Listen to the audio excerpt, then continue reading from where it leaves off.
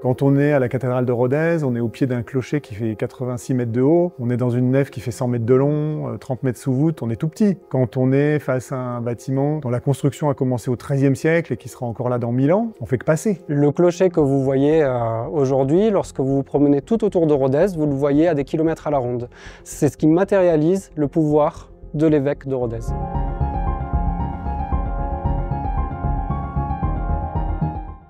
La cathédrale de Rodez, déjà, c'est une des plus grandes d'Occitanie. Son clocher est particulier puisque justement, il est assez remarquable avec son architecture flamboyante. Il est d'ailleurs remarqué très tôt chez les historiens d'art. Ce chantier assez emblématique pour nous a commencé il y a déjà plus de 20 ans. Les 3 autres façades avaient été restaurées, ne manquait plus que la façade sud. Et notre volonté, c'était de terminer en fait la restauration de ce clocher.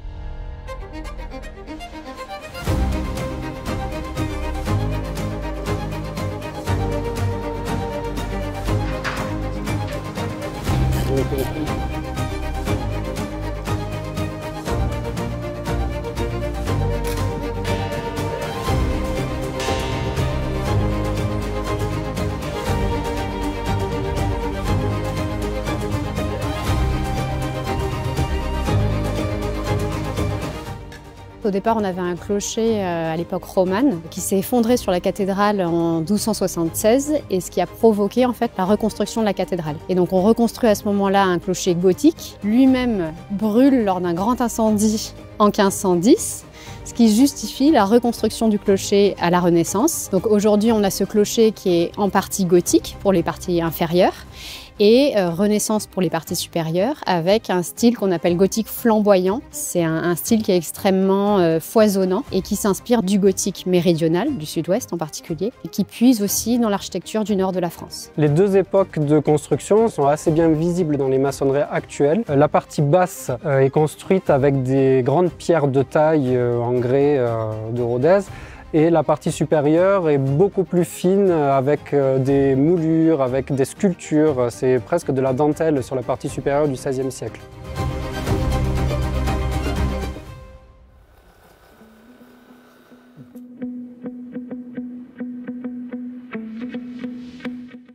Le chantier est conséquent, on avait besoin de vraiment plusieurs corps de métier pour pouvoir l'enclencher. Donc ça va du coordinateur de sécurité à l'économiste, à l'architecte, au restaurateur de sculpture, au sculpteur, au tailleur de pierre, au plombier. Le plombier, c'est-à-dire c'est celui qui va venir nous frapper les tables de plomb en fait pour pouvoir nous réaliser les étanchéités, et aussi au maître verrier puisque on en profite en fait pour reprendre en fait les grandes occultations des grandes baies, et aussi le menuisier qui lui va reprendre tous les abassons qui n'étaient pas en très bon état. Notre entreprise sur la cathédrale de Rodez, elle vient en tant que maçon tailleur de pierre d'une part, et en tant que sculpteur sur pierre d'autre part. Et donc là, on intervient en taille de pierre, en maçonnerie, après avoir posé nous-mêmes l'échafaudage impressionnant, qui monte jusqu'à plus de 80 mètres de haut, et qui avait une contrainte spécifique cette fois-ci, c'est qu'on ne devait pas reposer sur les planètes qui sont les couvertures des chapelles.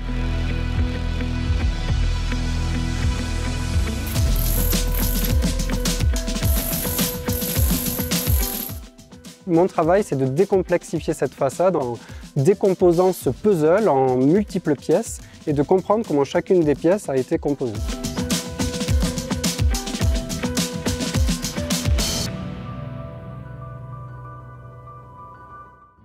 Les études archéologiques du bâti, ça permet de mieux comprendre les monuments qui nous sont parvenus, qui ont subi des modifications au cours des siècles, et de faire un état de la connaissance à notre époque de ce monument. Ça permet de garder une continuité dans la connaissance du monument depuis les siècles passés jusqu'au siècle à venir. On veut préserver ce qui nous a été légué. Le patrimoine bâti, c'est rien sans le patrimoine vivant. Il a fallu que des gens décident de construire ces bâtiments, il a fallu que des gens les financent, il a fallu que des gens les construisent, les entretiennent, sinon ils ne seraient plus là. Cette notion de transmission, elle est capitale, primordiale pour la sauvegarde de nos métiers, qui eux-mêmes sont indispensables à la sauvegarde de nos bâtiments.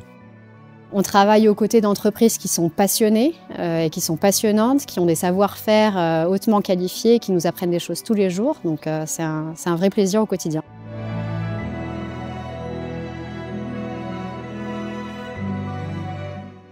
L'enjeu pour nous, c'est de faire en sorte de le transmettre aux générations futures. Que les générations futures aient la chance de voir ce qu'on a la chance de voir nous aujourd'hui.